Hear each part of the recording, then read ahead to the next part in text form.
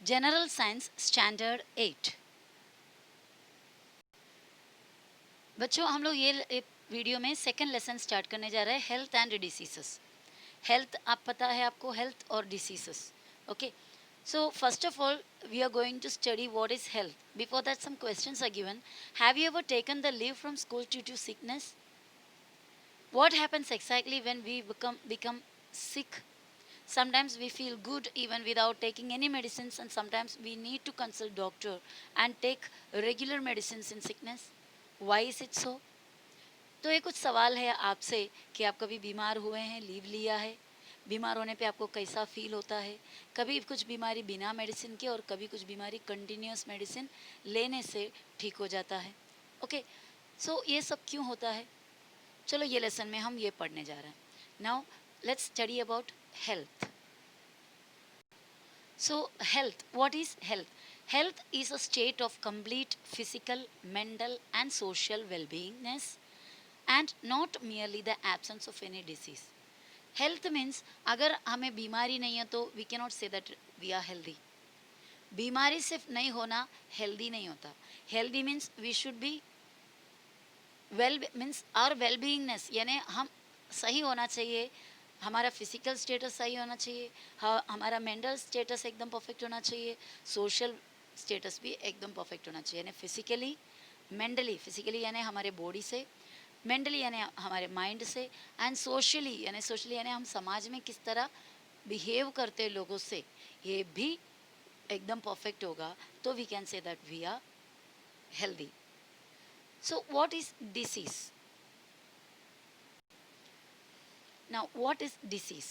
Condition of disturbance in physiological and psychological processes of body is called as disease. That means हम कोई ना कोई तरीके से हमारा बॉडी या हमारा बॉडी के स्ट्रक्चर में, यानी हमारे फिजिकली, फिजियोलॉजिकल उसको कहते हैं, यानी हमारे बॉडी के कोई पार्ट को या कोई ऑर्गन को अगर कोई अनईजीनेस है, कुछ डिस्टर्बेंसेस है, सब कुछ ठीक नहीं लग रहा है, या साइकोलॉजिकली यानी हमारे मेंटल सिचुएशन में कुछ प्रॉब्लम है, then we can say that we are diseased, या फिर we have some disease. Each disease has its own specific symptoms. अलग अलग डिसीज़ का अलग अलग सिम्टम होता है। सिम्टम यानी हमारे बॉडी उसको अलग अलग तरीके से रिएक्ट करते हैं। तो कुछ सिम्टम, कुछ साइन देकर हम बता सकते हैं कि क्या प्रॉब्लम है, क्या बीमारी हुई है। सो टाइप्स ऑफ डिसीजेस, क्या क्या तरीके के डिसीज़ होते हैं? You must have heard the names of various diseases like diabetes, common cold, asthma, Down syndrome, heart disease, etc. Reasons and symptoms of all these diseases are different. To bring coordination in scientific study of diseases are classified as follows. तो हमने बहुत सारे diseases के बारे में सुना है, diabetes से लेकर कैंसर से लेकर सब कुछ, बराबर। तो ये सभी सिम्टम डिसीज़ का जो ये बीमारी का सिम्टम यानी साइंस क्या क्या देखने पे पता चलेगा, या फिर क्या रीज़न है किस वजह से बना, ये सभी डिफरेंट होते हैं। तो ये सभी के बारे में स्टडी करने के लिए साइंटिस्ट लोगों ने पहले अलग अलग डिसीज़ेस को, उसका किस वजह से वो बनता है, उसका क्या सिम्टम्स है, वो तरीके से उसको डिवाइड किया हुआ है। अभी डिसीज़ेस को यहाँ पर क्लासीफाई किया हुआ देखते हैं। Types of diseases according to duration. Duration यानी कितना ये वो बीमारी आने के बाद कितना टाइम तक वो बीमारी हमारे साथ रहेगा, वो डिसीज़ कितने टाइम तक it will last long, whether it will last long और whether it will be for a short period of time. उस हिसाब से उसको दो कैटेगरी में डिवाइड किया हुआ है। एक क्रोनिक डिसीज़, दूसरा एक्यूट डिसीज़। क्रोनिक डिसीज़ मतलब वो बीमारी जो आने के बाद 1 साल 2 साल कभी लाइफ स्पैन तक पूरे हमारे साथ रहते हैं, वो बीमारी हटते नहीं है जल्दी, और स्लोली उसका असर हमारे बॉडी पे होते रहेंगे और लाइफ लॉन्ग या फिर काफ़ी टाइम तक हमें उसके लिए मेडिसिन करना पड़े। That kind of diseases are called chronic diseases. और एक्यूट डिसीजेस बोलेगा तो झट से आया, बहुत सारा सिम्टम्स, बहुत सारे साइन हमारे बॉडी में दिखे, जैसे कि अभी कोरोना का सीज़न चल रहा है, कोरोना आया तो क्या होगा, जल्दी से बुखार और खांसी और चेस्ट में प्रॉब्लम है ना, बॉडी में बॉडी पेन सब कुछ होकर जल्दी से उसका फ़र्क बॉडी पे दिखाई देते हैं, और ये लॉन्ग टाइम तक नहीं रहते हैं। आया एक तो क्योर हो जाता है या फिर कुछ प्रॉब्लम की वजह से इंसान, हाँ, it is fatal also. So such kind of diseases are called acute diseases. Okay, influenza हुआ, कोई काइंड ऑफ जॉन्डिस हुआ, वो लाइफ लॉन्ग नहीं रहता है या फिर काफ़ी ईयर्स तक भी नहीं रहते हैं, तो वो हो गया एक्यूट डिसीजेस. नाउ दूसरा काइंड ऐसा है अकॉर्डिंग टू रीज़न, किस वजह से बना उस हिसाब से भी डिसीजेस को डिफ्रेंशिएट किया हुआ है, क्लासीफाई किया हुआ है. एक hereditary diseases, for example down syndrome. Hereditary diseases मतलब हमारे मतलब पेरेंट्स में से या पेरेंट्स के पेरेंट्स में से आने वाले पीढ़ियों के बच्चों को जो मिलता है वो बीमारी, यानी पैदाशी ही वो बीमारी रहती है.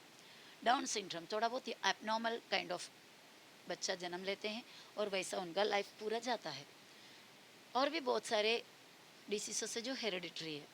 एक्वायर्ड डिसीजेस, अभी एक्वायर्ड डिसीजेस मतलब इस दुनिया में आने के बाद हमें मिला हुआ डिसीजेस, वो दो है. उनमें से एक इन्फेक्शियस है, एक नॉन इन्फेक्शियस है. इन्फेक्शियस मतलब एक दूसरे से फैलता है तो कोई एक बीमारी बनाने वाले एक कीटाणु उसमें काम आता है, कोई कीटाणु के वजह से होता है, तो वो एक दूसरे से एक इंसान से दूसरे इंसान में फैल जाता है. और नॉन इन्फेक्शियस डिसीज मतलब वही कोई पैथोजन से यानी कोई बीमारी बनाने वाले कीटाणु से नहीं बने हुए, हमारा लाइफ स्टाइल से वगैरह बना हुआ रहेगा, तो वो एक इंसान से दूसरे इंसान में फैलता नहीं है, तो वो हो गया नॉन इन्फेक्शियस डिसीज, जो फैलने वाला नहीं है. और इन्फेक्शियस डिसीजेस में एग्जांपल दिया हुआ है कॉमन कोल्ड यानी जो सर्दी जुकाम होता है, फ्लू और डेंगू. और नॉन इन्फेक्शियस डिसीजेस में डायबिटीज, हार्ट डिसीजेस वगैरह. अब यहाँ पर infection through sputum, what do you mean by sputum? Sputum यानी थूक, मुंह के अंदर का जो सलाइवा होता है, जो थूक होता है उसे स्प्यूटम कहते हैं. तो स्प्यूटम के ज़रिए भी इन्फेक्शन फैलता है. अभी कोरोना जो है वो भी स्प्यूटम के ज़रिए भी फैलता है, बराबर. तो in this area small droplets are vaporized into fine mist. जब एक इंसान खांसोगे जिसको ऑलरेडी बीमारी है, या वो स्नीजिंग करेंगे यानी छींकोगे, तो उनके बॉडी से एकदम बारीक बारीक स्प्यूटम का ड्रॉपलेट्स, थुक के जो बारीक बारीक ड्रॉप्स बाहर निकलते हैं, उसके अंदर जो बीमारी उसको है उस बीमारी के कीटाणु भी, जो पैथोजन बोलते हैं उसको, वो भी उसमें इंक्लूड रहेगा. When a person standing in front of him and breathing the same air, एक व्यक्ति सामने खड़े रहकर वही एयर को ब्रीथ इन करोगे, then all this droplets along with the bacteria और along with the pathogen goes into that person's body. तो इस तरह वो व्यक्ति को भी बीमारी हो जाता है. इन्फेक्शियस डिसीज़ के बारे में देखते हैं. Disease spread through contaminated air. Contaminated air यानी गंदा जो हवा है, कंटामिनेटेड वाटर और कंटामिनेटेड फूड, मतलब हवा, पानी और खाना. अगर खराब वाला खाया, कोई जगह में खुला रखा हुआ था, उसमें कुछ कीटाणु ऑलरेडी फैल गया हुआ है इसके अंदर है, तो वो खाने पे या वो पानी पीने पर हमें बीमारी होती है. और वेक्टर्स मतलब कोई जो मक्खियाँ होती है और मच्छर, ऐसा जो इंसेक्ट्स वगैरह है, या कोई एनिमल्स के थ्रू भी, जैसे कि डॉग से रैबिस नाम का बीमारी होती है, तो ये सभी वेक्टर्स, ये जो एनिमल्स या फिर ये इंसेक्ट को वेक्टर कहते हैं, are called as infectious diseases. इनके ज़रिए फैलने वाले जो बीमारी है वो इन्फेक्शियस डिसीज होता है. अभी एक एक बीमारी का नाम इधर दिया हुआ है, कौन से पैथोजन यानी कौन सा कीटाणु उसको बनाते हैं, यानी किसके वजह से वो होता है, और उसको वो इन्फेक्शन कैसा फैलता है, और उसका सिम्टम यानी वो होगा तो क्या क्या हमारे बॉडी में चेंजेस होगा, और उसको कैसे रोक सकते हैं, ये इतने, या फिर उसको ट्रीटमेंट किस तरह करते हैं. इस तरह हमें क्या दिया हुआ है, एक टेबल दिया है. फर्स्ट वन है ट्यूबरकुलोसिस. ट्यूबरकुलोसिस यानी टीबी, क्षय रोग बोलते हैं ट्यूबरकुलोसिस. सो फर्स्ट वाला ट्यूबरकुलोसिस है टीबी, वो कौन से बैक्टीरिया से बनता है, मतलब कौन सा बैक्टीरिया उसका वजह है. माइक्रोबैक्टीरियम ट्यूबरकुले. माइक्रोबैक्टीरियम ट्यूबरकुले नाम का बैक्टीरिया, फर्स्ट लेसन में हमने बैक्टीरिया, वायरस वगैरह सब पढ़ा, बराबर. तो वो पैथोजन मतलब बीमारी बनाने वाले यानी बीमारी देने वाले, बीमारी क्रिएट करने वाले जो कीटाणु हैं, जो बैक्टीरिया, वायरस वगैरह जो कुछ भी है, उसे कहते हैं पैथोजन. मोड ऑफ इन्फेक्शन, कैसा ये फैलता है एक दूसरे से. स्पिटिंग बाय पेशेंट, पेशेंट का थूकने से या वहाँ थूकने से, थ्रू एयर, हवा से, और prolonged contact with and sharing of materials of the patient. अगर कोई व्यक्ति को टीबी है, उनके साथ लगातार रहने से, कंटिन्यू रहने से, उनका इस्तेमाल किया हुआ सामान यूज़ करने से ये बीमारी फैल सकता है. सिम्टम्स, इसमें क्या सिम्टम्स होते हैं, यानी बीमारी आने पे हमें क्या होता है. क्रोनिक कफ, क्रोनिक यानी बहुत टाइम तक, लॉन्ग टाइम तक ड्यूरेशन, मतलब लॉन्ग ड्यूरेशन तक टिकने वाले खांसी, कफ यानी खांसी, एक बार आया तो जल्दी जाता नहीं है, यानी उसका ट्रीटमेंट जब तक नहीं करेंगे तब तक ये खांसी कंटिन्यू रहेगा, that is chronic cough. Bloody spitting, और जब ज़्यादा हो जाएंगे तो खून निकलता है स्पिट में से, स्पिट यानी थूक, खांसी करके थूकेंगे तो खून आता है। और इमेसिएशन, डिफ़िकल्ट ब्रीथिंग, इमेसिएशन भी है एंड डिफ़िकल्ट ब्रीथिंग भी होता है। तो इमेसिएशन मतलब क्या होता है, बॉडी बहुत बारीक हो जाना, पतला हो जाना, मेनली जो कमर का रीजन से हाथ पैर वगैरह है, होल बॉडी एकदम पतले थिन हो जाना, और साथ में क्या है, डिफ़िकल्ट ब्रीथिंग, डिफ़िकल्ट ब्रीथिंग मतलब सांस लेने में तकलीफ होना, ये सब ट्यूबरकुलोसिस का सिम्टम्स है। प्रिवेंशन एंड ट्रीटमेंट, प्रिवेंट कर सकता है बचपन में बीसीजी वैक्सीन देकर, तो वैक्सीनेशन से ये ट्यूबरकुलोसिस को एक हद तक स्टॉप कर सकते हैं। आइसोलेशन ऑफ पेशेंट, जो पेशेंट को, जो व्यक्ति को अगर टीबी हुआ तो उसे आइसोलेट करो, यानी बाकी लोगों से अलग जगह में, बाकी लोगों के कांटेक्ट में आने के बिना थोड़ा हट के उनको दूर रखो, आइसोलेशन वार्ड वगैरह उनके लिए सेपरेट बनाया जाता है। और रेगुलर मेडिकेशन लाइक डीओटी, इनके लिए जो मेडिसिन होता है वो मेडिसिन को डीओटी डॉट कहते हैं, वो मेडिसिन कुछ 2-3 मेडिसिन का एक ग्रुप होता है। तो अर्ली मॉर्निंग में एम्प्टी स्टमक में वो खाना होता है, डॉक्टर्स जितना टाइम तक बोलते हैं, कभी 6 मंथ्स, 1 ईयर, 18 मंथ्स, इस तरह उसका ड्यूरेशन होता है। नाउ हेपेटाइटिस, हेपेटाइटिस एक्चुअली अलग अलग तरीके के होते हैं, यहाँ पर सिर्फ जॉन्डिस वाले हेपेटाइटिस के बारे में बता रहा है, हम हिंदी में उसको काबिल कहते हैं, जॉन्डिस। हेपेटाइटिस वायरस ABCDE, ये हेपेटाइटिस का वायरस है, अलग अलग काइंड ऑफ। तो A type of virus hepatitis A create करता है, इस तरह बी टाइप, ऐसा अलग अलग टाइप का होते हैं। ये किसके थ्रू फैलता है, कंटामिनेटेड वाटर, ऑलरेडी मैंने इसका बताया मीनिंग। शेयरिंग ऑफ नीडल्स, एक इंसान को इंजेक्ट किया हुआ नीडल दूसरा अगर एक व्यक्ति यूज़ करते हैं, तो अगर पहले वाला व्यक्ति को हेपेटाइटिस था तो दूसरे को भी हो जाएगा। Another one is blood transfusion, जो कभी कोई एक्सीडेंट वगैरह हुआ या कोई ऑपरेशन वगैरह हुआ तो ब्लड की ज़रूरत पड़ी, और किसी व्यक्ति से ब्लड लिया और उनके बॉडी में अगर हेपेटाइटिस है ऑलरेडी, तो वो ट्रांसफ्यूशन के ज़रिए भी हेपेटाइटिस हो सकता है। और इसका सिम्टम्स क्या क्या है, हमें क्या क्या फील होगा, इसका सिम्टम्स है anorexia, yellow urine, general weakness, nausea, vomiting, grey stool. Anorexia मतलब भूख, मतलब खाने का इच्छा नहीं होना, और येलो यूरिन, यूरिन जो पास होता है वो बहुत ही येलोइश कलर का होगा। जनरल वीकनेस, पूरे बॉडी में बहुत ही कमज़ोरी फील होगा। नोसिया यानी हमेशा वॉमिटिंग का सेंसेशन होता है, वो फीलिंग ऐसा होता है कि अभी उल्टी कर देगा, तो हमेशा वॉमिटिंग फीलिंग होता है, दैट इज़ नोसिया। हम लोग जी मचलना बोलते हैं ना, that is nausea and vomiting, और वॉमिटिंग भी होता है। एंड ग्रे स्टूल, स्टूल यानी मोशन जो पास होता है वो, उसमें ग्रे कलर का मोशन पास होगा। ओके, तो ये सब हेपेटाइटिस का सिम्टम्स है। Now prevention and treatment, drinking boiled water, proper cleaning of hands. Okay, now next one is dysentery. Dysentery एक बीमारी है, और वो बीमारी किस वजह से बनता है, बैक्टीरिया से होता है, वायरस से भी कभी डिसेंट्री होता है। ओके, शिजेला, बैसिलाई, एंटमीबा, हिस्टोलिटिका, ये सभी अलग अलग लिविंग ऑर्गेनिज्म से, पैथोजन से, इन सभी के अटैक की वजह से डिसेंट्री हो सकता है। और ये कैसे हम एक दूसरे से फैलता है या हमारे बॉडी में कैसा आता है, contaminated food and water. Now इसका सिम्टम्स क्या है, वाटरी स्टूल यानी loose motion, pains in abdomen, पेट में पेन होना। और क्या कर सकता, drinking of boiled water, proper storage of food, food को प्रॉपरली स्टोर करके रखना, यानी खाना बनाने के बाद उसको ढक के रखना, और ज़्यादा स्टेल हो गया यानी बहुत टाइम हो गया हुआ खाना नहीं खाना, इस तरह प्रॉपरली फूड को जमा या स्टोर करके उसको खाओ। ORS कंजम्पशन, ORS का सोल्यूशन आप पीते होंगे, ओरल रिहाइड्रेशन सोल्यूशन, यानी हमारे बॉडी से अगर लूज मोशन वगैरह होता है, वाटरी स्टूल होता है, तो बॉडी का बहुत वाटर का क्वांटिटी निकल जाता है, उसको डिहाइड्रेशन कहते हैं।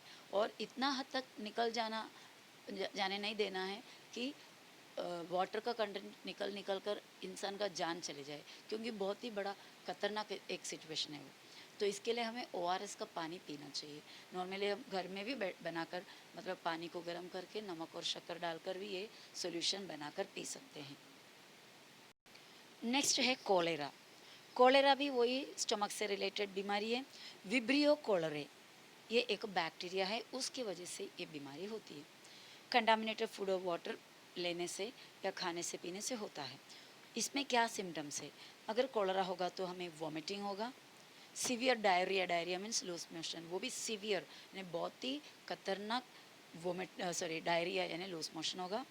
क्रैम्प्स इन लेग्स, और पैरों में क्रैम्प्स आएगा। आपको पता है मसल वगैरह चढ़ जाता है ना पैर पे, फिर पैर सीधा रख के चल नहीं पाते हैं, बहुत पेन होता है, क्रैम्प्स होना।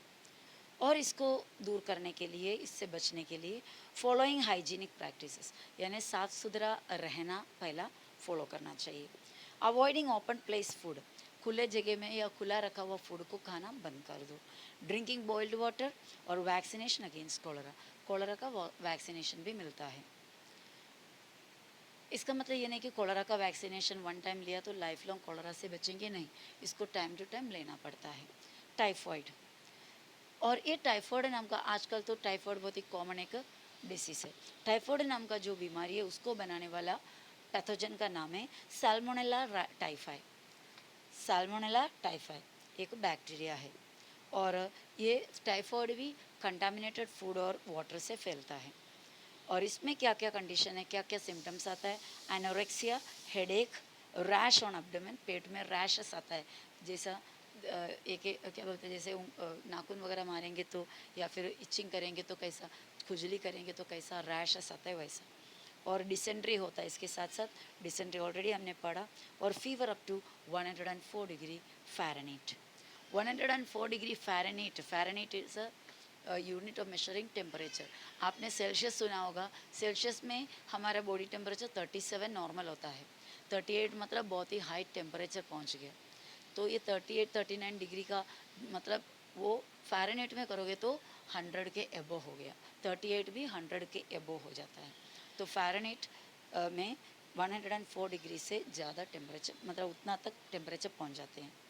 और इसको भी रोका कैसा जा सकता है? Drinking clean water, vaccination, proper disposal of sewage, sewage यानी कचरा, वेस्टेज, वेस्ट को प्रॉपरली डिस्पोज करो, यानी यहाँ वहाँ फेंकने से एटमॉस्फेयर गंदा हो जाता है, वो गंदगी पानी में वगैरह चला जाता है, ऐसा ये आखिर में हमारे अंदर ही वापस रिटर्न हो जाता है।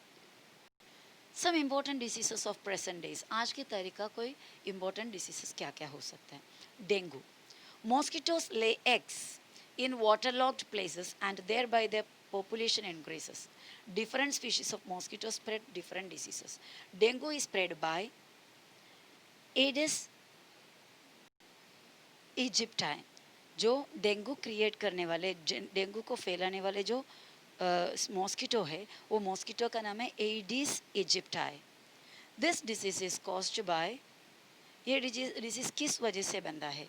DEN12 virus. सो ये भी कोई वायरस से ही क्रिएट होता है, DEN1 और DEN2, belonging to the type flavi virus. कौन से टाइप का है ये? फ्लेवी वायरस के। तो एक्चुअली इसका डिटेल में हम स्टडी करोगे तो it will be a separate science, ये बहुत एक बड़ा साइंस होता है, इसके बारे में कंप्लीट अगर स्टडी करना है तो। और इस बीमारी में क्या क्या सिम्टम्स होते हैं? एक्यूट फीवर, बहुत ही ज़्यादा फीवर, मतलब झट से आया हुआ फीवर, एंड हेडेक, वॉमिटिंग भी होता है। पेन्स इन आई सॉकेट, आँखों के जो आँख जहाँ पर जिस खड्डे में है वो एरिया को कहते हैं आई सॉकेट, तो उसके अंदर पेन होता है, इज़ वेरी प्रोमिनेंट सिम्टम, वो सबसे इम्पॉर्टेंट सिम्टम है। यानी बुखार वगैरह होने के साथ साथ वॉमिटिंग हो रहा है, और मेनली अगर आई सॉकेट में, आई जो प्लेस किया हुआ सॉकेट है, जो आँख के जो गोटी रखा हुआ जो प्लेस है, वो आई सॉकेट के अंदर बहुत अगर पेन होता है तो it's the main symptom of dengue.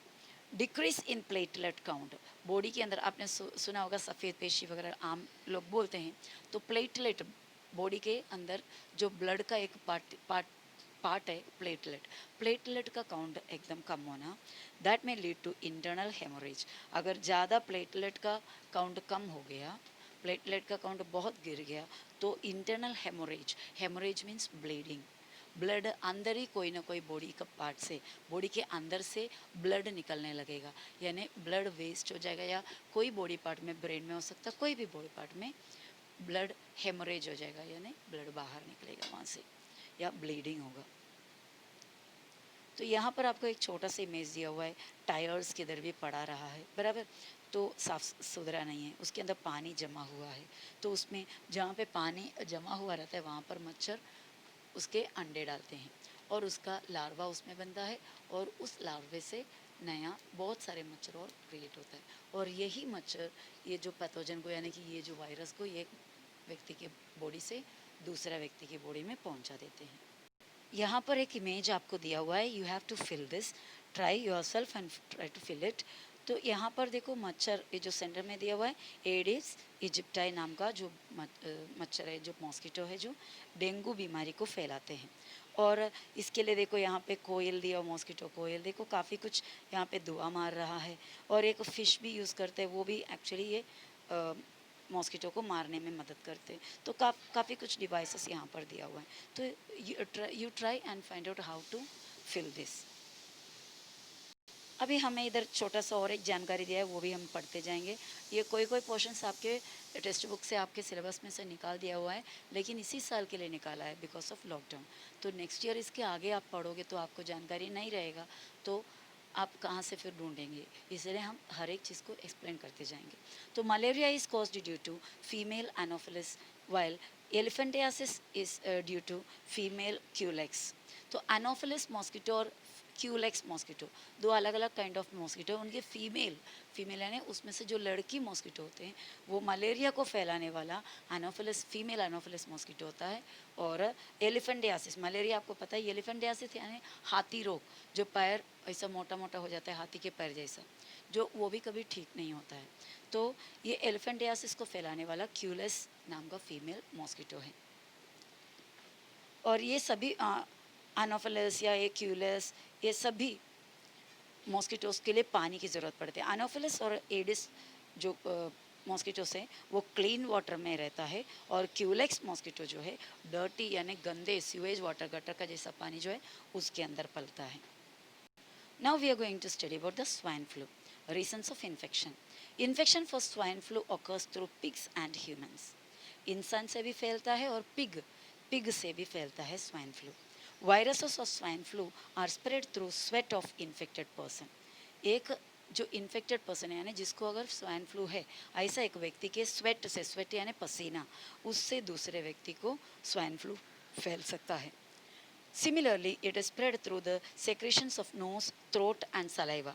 पसीने से सिर्फ नहीं, पसीने से तो फैलता ही है वो वायरस स्वाइन फ्लू का, साथ साथ में नाक से जो निकलने वाले जो सेक्रेशन है, नाक से जो पानी वगैरह निकलता है उसके थ्रू भी, थ्रोट से यानी थुक, उससे भी फैलता है, यानी थ्रोट से निकलने वाला जो कफ है, और सलाइवा, सलाइवा यानी जो प्लेन थुक हमारे मुंह के अंदर है, उसके थ्रू भी स्वाइन फ्लू फैलता है। स्वाइन फ्लू का अभी सिम्टम्स क्या क्या है, यानी कोई एक व्यक्ति को स्वाइन फ्लू हुआ तो क्या होगा? डिफ़िकल्टी इन ब्रीथिंग, सांस लेने में तकलीफ, सोर थ्रोट यानी गले में बहुत ही दर्द होना, बॉडी पेन। ओके, अभी स्वाइन फ्लू को किस तरह डायग्नोसिस करते हैं, what you mean by diagnosis?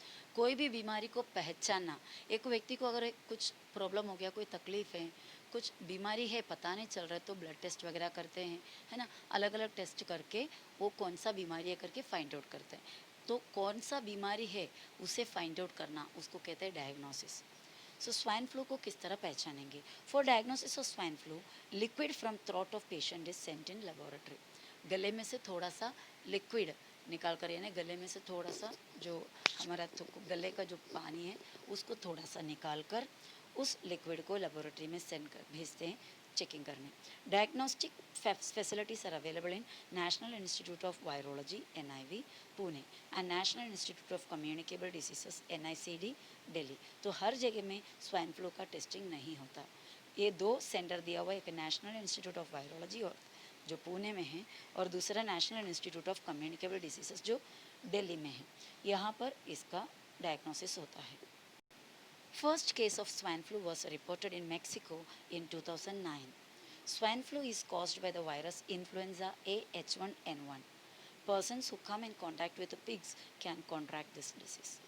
तो स्वाइन फ्लू का पहला पेशेंट मेक्सिको में मिला पहली बार 2009 में। और स्वाइन फ्लू कौन से वायरस से बनता है? इन्फ्लुएंजा वायरस, इन्फ्लुएंजा ए H1N1 वायरस। और ये जो व्यक्ति ज़्यादातर पिग के कांटेक्ट में रहते हैं उन्हें ये बीमारी होने का चांस ज़्यादा रहता है। Now let's study about AIDS. AIDS means acquired immunodeficiency syndrome. AIDS का full form. This disease is caused by HIV, human immunodeficiency virus. ये जो बीमारी बनाने वाले जो वायरस का नाम है HIV. In this disease, victims suffer from various diseases due to progressive weakening of natural immunity. अभी इम्यूनिटी, नेचुरल इम्यूनिटी क्या है? एक व्यक्ति जन्म लेते ही उसके बॉडी में नेचर ने कुछ इम्यूनिटी पावर दिया हुआ। इम्यूनिटी मीन्स प्रतिरोधक शक्ति, कोई भी बीमारी के कीटाणुओं से लड़कर बॉडी को बचाना, बीमारी होने से रोकना, वो पावर हमारे बॉडी के अंदर ऑलरेडी नेचर ने दिया हुआ है।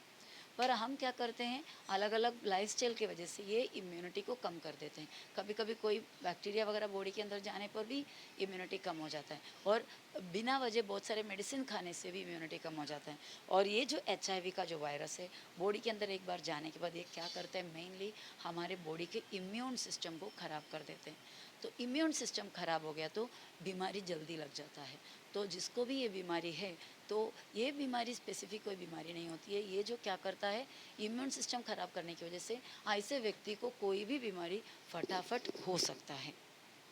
Diagnosis of AIDS cannot be confirmed without a test in the medical laboratory. और ये डायग्नोसिस करना बीमारी पहचानने के लिए लेबोरेटरी में टेस्ट किए बिना नहीं पॉसिबल है।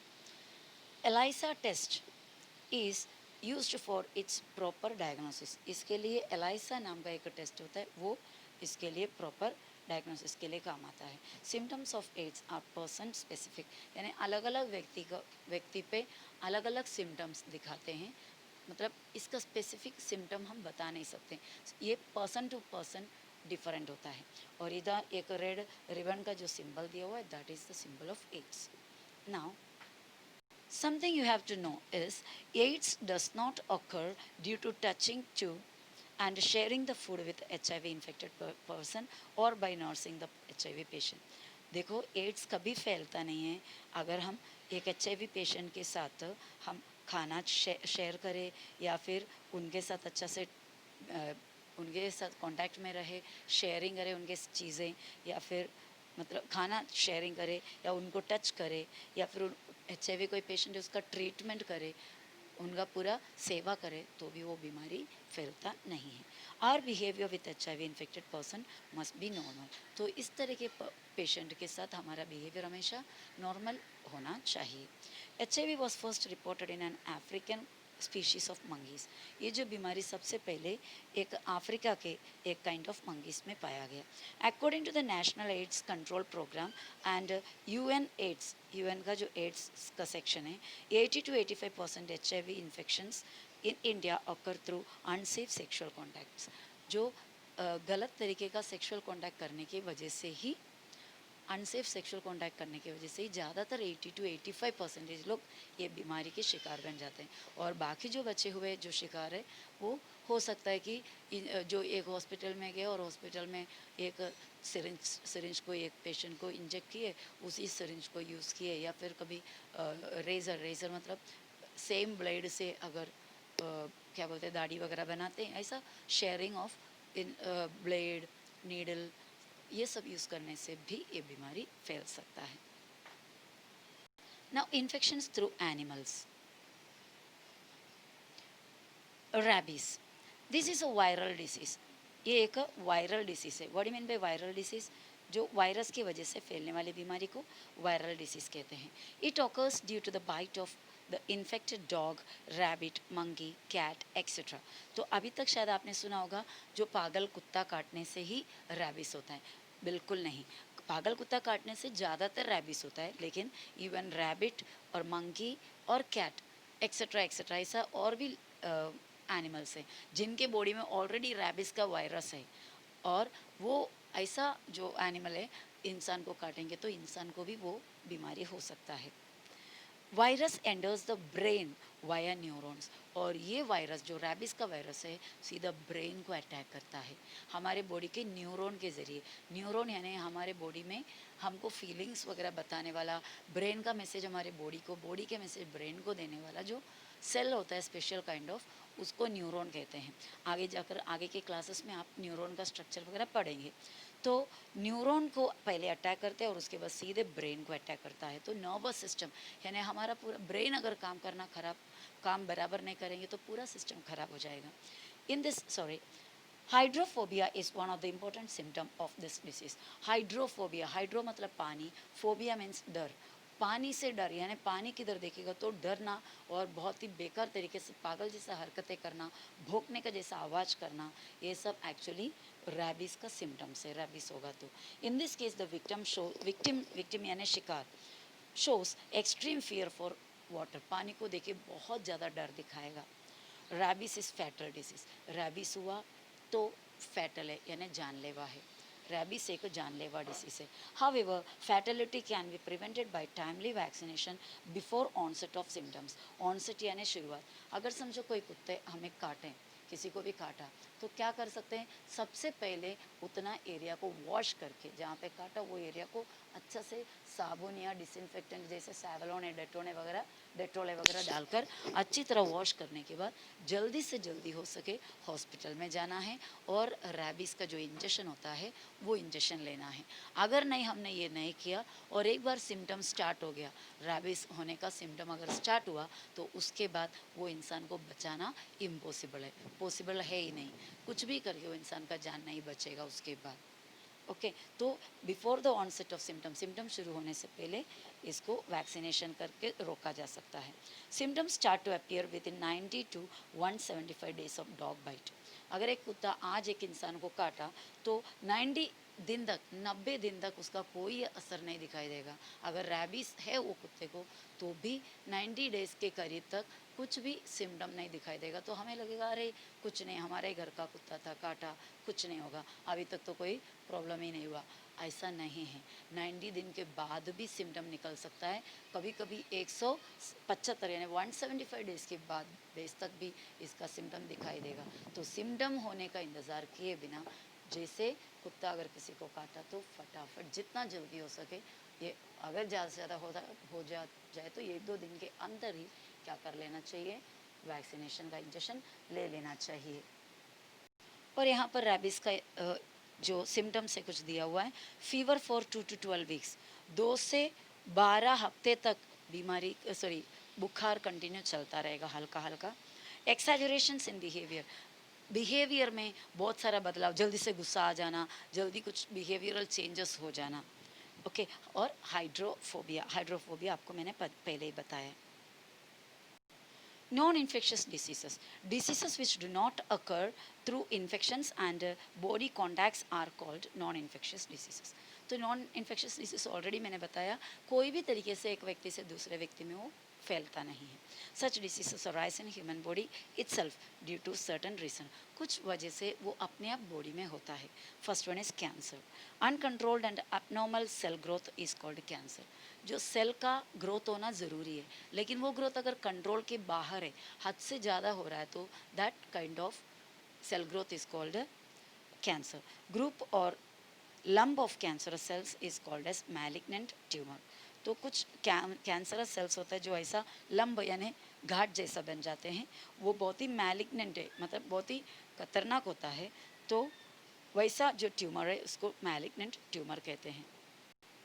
Cancer can occur in various organs like lungs, mouth, tongue, stomach, breast, uterus, skin and tissues like blood। तो कैंसर बहुत सारे बॉडी पार्ट्स में हो सकता है, जैसे कि लंग्स है, माउथ, टंग, स्टमक, ब्रेस्ट, यूट्रस यानी जो बच्चा जहाँ पर माँ के पेट में रहता है वो प्लेस, और स्किन, टिश्यूज़ लाइक ब्लड में भी कैंसर हो सकता है। नाउ यहाँ पर दिया हुआ है modern diagnostics and treatment of cancer. Various techniques like CT scan, MRI scan, mammography, biopsy, ये सब अलग अलग टेक्निक से या डायग्नोस्टिक ट्रीटमेंट डायग्नोस्टिक स्टाइल से, तो ये सभी करके हम कैंसर को फाइंड आउट कर सकते हैं, डायग्नोसिस कर सकते हैं। इन बायोप्सी वगैरह क्या होता है, जो पार्ट में कैंसर है करके डाउट लगता है उस पार्ट का थोड़ा हिस्सा काट के टेस्टिंग के लिए भेजते हैं। In case of treatment along with conventional methods like chemotherapy, conventional यानी ज़्यादातर चलने वाला कीमोथेरापी मेथड है इसको ट्रीट करने के लिए, रेडिएशन थेरापी है, सर्जरी है यानी ऑपरेशन से, modern techniques like robotic and laparoscopic surgery वगैरह भी ये कैंसर का ट्रीटमेंट के लिए यूज़ करते हैं। ये सब अलग अलग टेक्निक्स है जो ट्रीटमेंट का। नाउ कैंसर के रीजंस क्या क्या हो सकता है। कंजम्पशन ऑफ टबैको, टबैको यानी तंबाकू खाना, गुटखा खाना, स्मोकिंग करना, अल्कोहलिज्म दारू पीना, लैक ऑफ फाइबर कंटेंट यानी जो खाना जो है आजकल के जो फास्ट फूड होते हैं यानी जो अनहाइजीनिक फूड होता है, फास्ट फूड यानी पिज़्ज़ा बर्गर वगैरह जो फूड आइटम्स होता है जो बाहर से मिलता है, फास्ट फूड आप नॉर्मली जानते हैं, पास्ता विस्ता वगैरह, ये सभी के अंदर क्या नहीं होता है, फ्रूट्स और लीफी वेजिटेबल कम होता है, फाइबर कम होता है। तो ये यहाँ पर देखो एग्जांपल भी दिया हुआ है, पिज़्ज़ा बर्गर वगैरह, ये सब आगे जाके जाकर कैंसर के लिए रीज़न बन जाते हैं। हेरिडिटरी में ऑल्सो भी द रीज़न। और अगर समझो पेरेंट्स में या ग्रैंड पेरेंट्स में वगैरह ये प्रॉब्लम हुआ है ऑलरेडी, तो ऐसे लोगों को भी होने का चांसेस रहता है, बहुत ही रेयर चांसेस होता है लेकिन। और इसका सिम्टम्स क्या क्या है।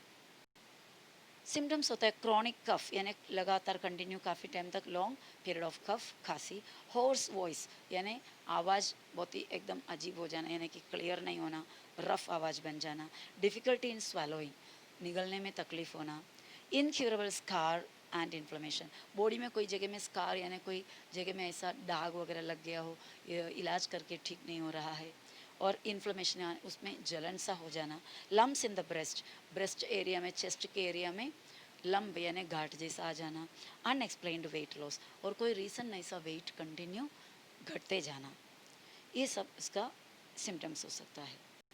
Now controlled diet helps to prevent some types of cancers. अगर अपना डाइट को हमारा खाना पीना उसको थोड़ा कंट्रोल करोगे तो बहुत सारे कैंसर्स को, बहुत सारे टाइप ऑफ कैंसर को बहुत हद तक प्रिवेंट कर सकते हैं, रोक सकते हैं। Physical exercise along with modern treatment is more beneficial to cure cancer. Exercise करना ज़रूरी है और आजकल का जो अवेलेबल ट्रीटमेंट है वो भी लेना चाहिए। Avoid addictions like tobacco chewing, smoking etcetera. Tobacco तंबाकू वगैरह खाना या स्मोकिंग करना वगैरह, ये सब एडिक्शन को अवॉइड करना चाहिए, बंद कर देना या रोक देना चाहिए। Now we are going to study about the diabetes. The hormone insulin produced in pancreas controls the level of sugar, glucose in blood. तो हमारे बॉडी में हमारे स्टमक के एकदम लोअर साइड में एक छोटा सा ग्लैंड होता है, उस ग्लैंड का नाम है पैनक्रियास, जिसके अंदर से एक हार्मोन निकलता है दैट इज़ कॉल्ड इंसुलिन। ये इंसुलिन हमारे बॉडी में शुगर का या ग्लूकोज का डाइजेशन के लिए बहुत ही हेल्पफुल होता है। अगर ये बॉडी में बराबर नहीं बनता है ये इंसुलिन, इंसुलिन नाम का जो हार्मोन है, तो हमारे बॉडी में शुगर का डाइजेशन या ग्लूकोज का डाइजेशन प्रॉपरली नहीं होता। तो ये जो कंडीशन है इसे डायबिटीज़ कहते हैं। तो हमारे बॉडी के अंदर ब्लड में शुगर ज़्यादा हो जाता है और ओवर क्वांटिटी ऑफ शुगर क्या may be means can come out through the urine also. तो ये कंडीशन को हम कहते हैं diabetes. If insulin is secreted in low quantity, glucose level cannot be controlled. This disorder is called diabetes. मैंने explain किया already. Symptoms क्या क्या है? Symptoms which cannot be ignored. यानी कुछ सिम्टम ऐसा होता है जो देखते ही, जो पता चलते ही इग्नोर नहीं करो, यानी उसको नज़रअंदाज नहीं करना। तो कुछ सिम्टम्स होते हैं हमें इग्नोर नहीं करना चाहिए, यानी कि अवॉइड नहीं करना चाहिए, ध्यान देनी चाहिए। फ्रीक्वेंट यूरिनेशन एट नाइट, रात के टाइम पे लगातार बार बार उठकर यूरिन पास करने के लिए जाना। इंक्रीज ओबिसिटी यानी बढ़ता हुआ मोटापा, ओबिसिटी यानी मोटापा, बहुत फास्ट बॉडी मोटा हो जाना, या फिर वेट लॉस यानी जल्दी से फास्टली वेट कम हो जाना। और रीजंस फॉर डायबिटीज़, डायबिटीज़ का वजह क्या क्या हो सकता है। हेरिडिटी, हेरिडिटी मैंने बताया पेरेंट्स को, ग्रैंड पेरेंट्स को होता है तो उनके आगे पर पोते पोते को भी हो सकता है। और ओबिसिटी यानी मोटापा की वजह से भी डायबिटीज़ हो सकता है। Lack of physical exercise, body को एक्सरसाइज प्रॉपरली नहीं मिलता है तो डायबिटीज़ हो सकता है। और मेंटल स्ट्रेस, बहुत ही अगर मानसिक तनाव पर है या टेंशन बहुत लेते हैं तो भी डायबिटीज़ का चांस होते हैं। प्रिवेंटिव मेजर्स, इसको रोकने का क्या क्या तरीका है। फॉलोइंग द प्रॉपर डाइट, सबसे मेन दो अच्छे डाइट को फॉलो करो, मेडिसिन लो और एक्सरसाइज करो। वो भी एक डॉक्टर के सुपरविजन में, यानी डॉक्टर के कहने पर, तो डायबिटीज़ को कंट्रोल में रखा जा सकता है। India has the largest number of diabetes patients in the world. At present, approximately 7 crores diabetes patients are present in the country. पूरे वर्ल्ड में सबसे ज़्यादा डायबिटीज़ पेशेंट इंडिया में है। उसका भी काउंट बता रहा है करीब 7 करोड़। हार्ट डिसीजेस, हार्ट की बीमारी। Efficiency of the heart decreases due to decreased blood supply and thereby oxygen and nutrient supply to the heart muscles. Heart कब बीमार होता है? जब हार्ट में प्रॉपरली ब्लड नहीं पहुंचता। ब्लड नहीं पहुंचता तो ऑक्सीजन नहीं पहुंचेगा, क्योंकि बॉडी में ब्लड के ज़रिए ही सब जगह में ऑक्सीजन पहुंचता है, और ऑक्सीजन नहीं पहुंचता और हार्ट को तंदुरुस्त रहने के लिए जो न्यूट्रिएंट लगता है, जो खाने के अंदर जो हमारा जो अच्छे अच्छे क्वालिटी वाले सब्सटेंस होते हैं, जो न्यूट्रिएंट है, जो हार्ट को भी चाहिए, वो बराबर नहीं पहुंचेगा। Due to this heart has to perform more work that leads to stress on it. जब प्रॉपरली ब्लड नहीं मिलता तो हार्ट को मेहनत ज़्यादा करना पड़ता है अपने अंदर तक ब्लड को लाने के लिए, तो इस वजह से हार्ट पे बहुत ही स्ट्रेस, बहुत ही फोर्स पड़ेगा। This may cause heart attack. इसके वजह से हार्ट अटैक हो सकता है। If someone has heart attack, immediate consultation of doctor and treatment is necessary. अगर कोई एक व्यक्ति को हार्ट अटैक हुआ तो तुरंत विदाउट वेस्टिंग टाइम उनको डॉक्टर के पास ले जाकर ट्रीटमेंट देना चाहिए। यहाँ पर कुछ सिम्टम्स दिए हुए, one should not ignore this symptoms. ऐसा कोई सिम्टम्स अगर आपको हुआ या किसी को होते आपको पता चला, तो ये सिम्टम को नज़रअंदाज नहीं करना चाहिए, उसको ध्यान देनी चाहिए, उसके लिए जल्दी से रिएक्ट करनी चाहिए। सीवियर चेस्ट पेन्स, बहुत ही तेज चेस्ट पेन, सीने पे पेन होता हो। पेन्स इन शोल्डर में बहुत बड़ा पेन होता हो। नेक एंड आर्म्स, और वही पेन आगे जाते जाते गर्दन में और धीरे धीरे हाथों में फैलता हो। क्रैम्प्स इन हैंड, हाथ में क्रैम्प्स आ जाना, यानी मसल वगैरह चढ़कर हाथ टेढ़े मेढ़े हो जाते हो, वैसा क्रैम्प्स आ जाना। अनइजीनेस, बहुत ही बेचैनी होना। और ट्रेमोर्स मतलब ऐसा कन्वर्शंस होता है, शेकिंग होता है, बॉडी टेढ़े टेढ़े टेढ़े, कोई बॉडी का पार्ट ऐसा हो जाता है, शिवरिंग जैसा, मतलब ट्रेमोर्स होते हैं।